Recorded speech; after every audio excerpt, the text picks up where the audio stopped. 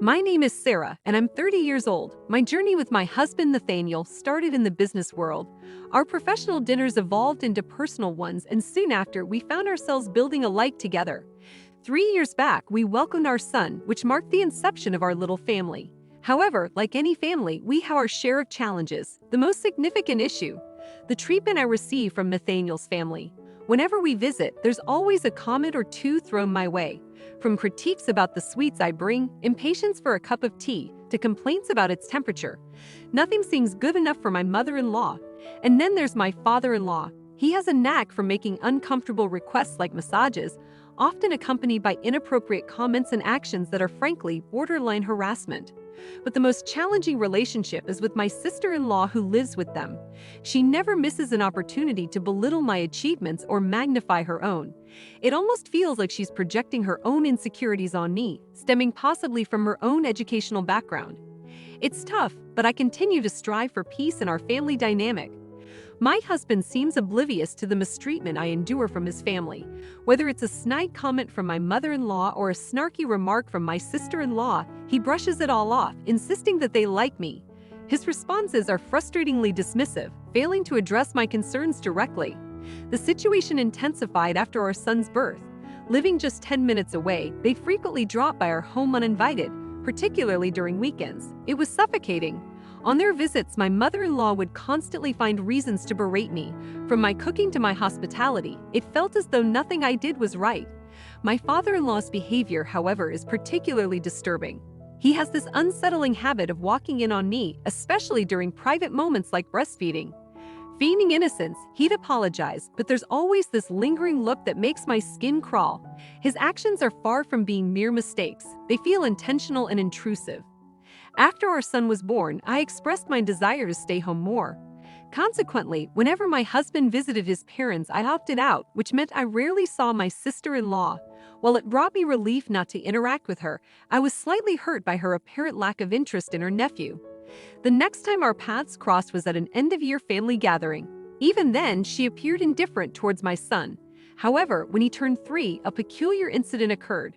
One weekend, my husband seemed unusually buoyant. Curious, I asked him about his jovial mood, to which he responded mysteriously, "You'll see."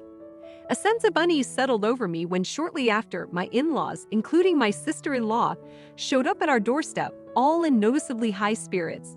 Their collective cheerfulness struck me as odd. When I voiced my curiosity, my father-in-law dismissed it with a casual, "You'll find out," before urging me to follow him. Bewildered, I complied and got into his car. After a 20-minute drive, we pulled up in front of a stunning new duplex in a suburban neighborhood. With its 2 entrances, it was evident it was designed for 2 families. I wondered aloud, whose house is this?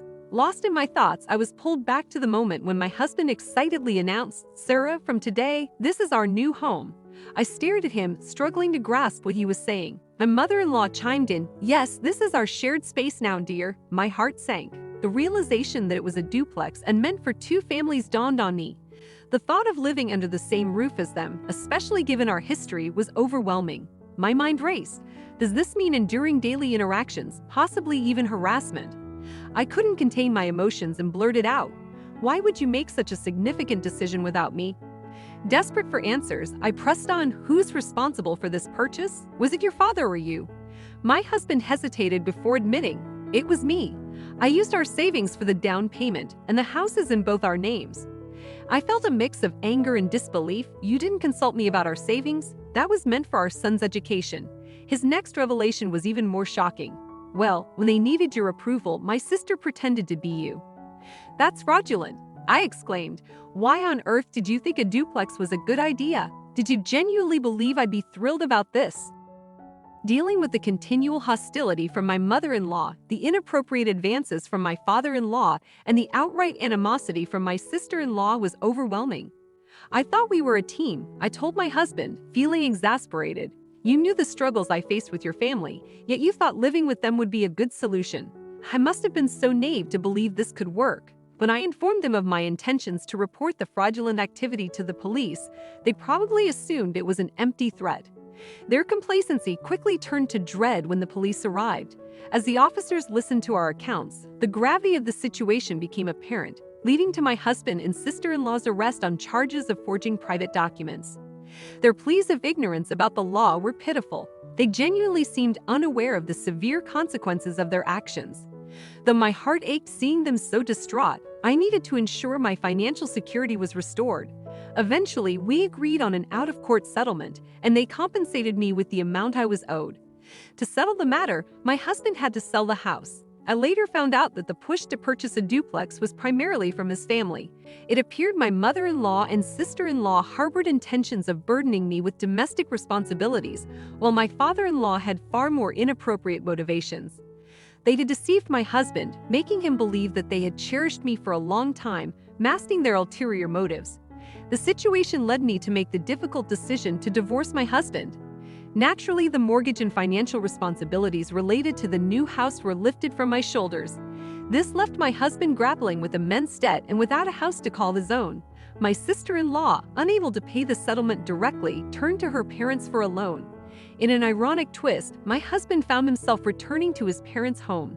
Instead of the comfortable life they had envisioned, they now had additional responsibilities with their son back under their roof. As for me, I found solace in returning to my childhood home. As a single mother, I'm grateful for the support of my own mother, who has been instrumental in helping care for my son. Seeing his joyful face each day melts away the stresses of work, and I'm reminded of the happiness that can be found in life's simple moments.